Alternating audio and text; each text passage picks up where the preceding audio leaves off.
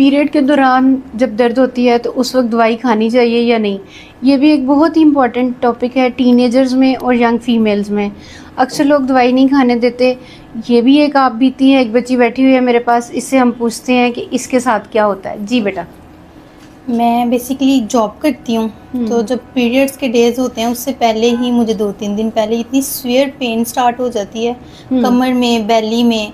लेकिन मामा मेरी जो है वो मुझे पेन किलर नहीं लेने देती, इवन पैनाडॉल भी नहीं लेने देती। वो कहती हैं इससे स्वेलिंग हो जाती है, इससे आपकी आगे जो मैरिड लाइफ है वो उस पर इशू होंगे आपको, इसलिए नहीं लेनी। और बेटे दर्द कितनी होती है आपको? बहुत ज़्यादा, मतलब 1 से 10 तक हम उसको रेट करें तो कितने नंबर पे आती है? 9.5। ओह माय गॉड, इतनी दर्द होती है, लेकिन उसके बावजूद आप पेन किलर नहीं लेती? तो क्या आपको इस दर्द की वजह से डे ऑफ करना पड़ता है, कि छुट्टी करनी पड़ती है जॉब से? जी बिल्कुल। अच्छा, basically dysmenorrhea is very common. ये इसको डिस्मेनोरिया बोलते हैं जो पेन होती है पीरियड के दौरान। इसकी 2 रीज़न्स हो सकती हैं। एक तो रीज़न होती है कि यंग फीमेल्स में वैसे ही होता है, इसकी कोई वजह नहीं होती।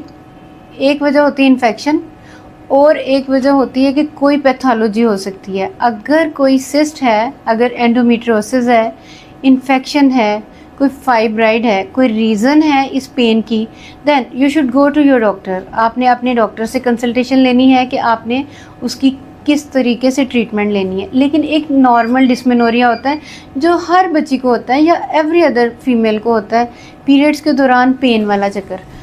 उसमें अक्सर लोग पेन किलर नहीं खाने देते। देखें, पेन का साइकिल ब्रेक करना बहुत ज़रूरी होता है। पेन किलर एक सिम्टोमेटिक ट्रीटमेंट होता है। जब कभी किसी बच्ची को कहीं भी किसी वजह से भी पेन हो रही है, फीवर है, या किसी इंसान को भी, तो आपने उसको पेन किलर देने होते हैं। पेन किलर खाने का कोई साइड इफ़ेक्ट नहीं होगा। हाँ, उससे समटाइम्स ऐसे होता है कि आपको गैस्ट्रिक इरिटेशन हो जाती है, आपके मैदे में दर्द हो जाती है, या आपके पीरियड्स का फ्लो थोड़ा सा कम हो जाता है। तो this is very natural and normal. मैं एक और चीज़ आपको बता दूं कि आप इस डिस्मेनोरिया से किस तरह से जान छुड़ा सकती हैं। अगर हल्का फुल्का है तो आप गर्म पानी की बोतल रख सकते हैं, आप वॉक कर सकते हैं। अगर आपको बैठने से आराम आता है, आप आराम करें। अगर आप गर्म शावर में जा सकते हैं और उससे आपको आराम आता है तो आप गर्म शावर ले सकती हैं। लेकिन अगर इन सब चीज़ों से आराम नहीं आता, बाज़ औक़ात गर्म दूध पीने से, कोई कहवा पीने से, कुछ इस तरह की होम रेमेडीज़ करने से आराम आता है तो वेल एंड गुड।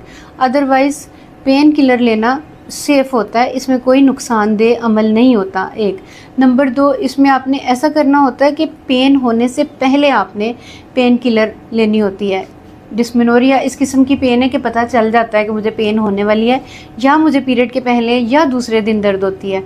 तो उन दिनों में आप पेन को होने मत दें, आप पहले ही पेन किलर ले लें।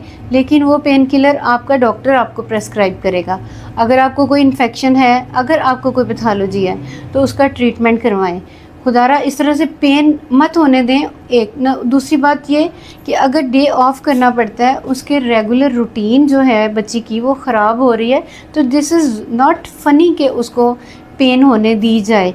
बहुत से लोग बड़े फ़िलासफ़ाना कमेंट्स देंगे कि जी ये हो जाता है, वो हो जाता है, ये होना चाहिए।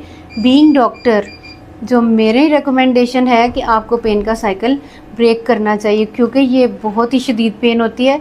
ये उस किस्म की पेन होती है जो चेस्ट पेन उन लोगों में होती है जिनको हार्ट अटैक यानी इस्कीमिक पेन, हार्ट अटैक के दौरान जिस तरह की पेन होती है, ये उस किस्म की इस्कीमिक पेन होती है जो बहुत ही शदीद होती है। पेन किलर लेने से कोई साइड इफ़ेक्ट्स नहीं होंगे। पेन किलर इज़ सेफ़, हाँ, अगर आपका डॉक्टर आपको रिकमेंड करें तो। Thank you so much.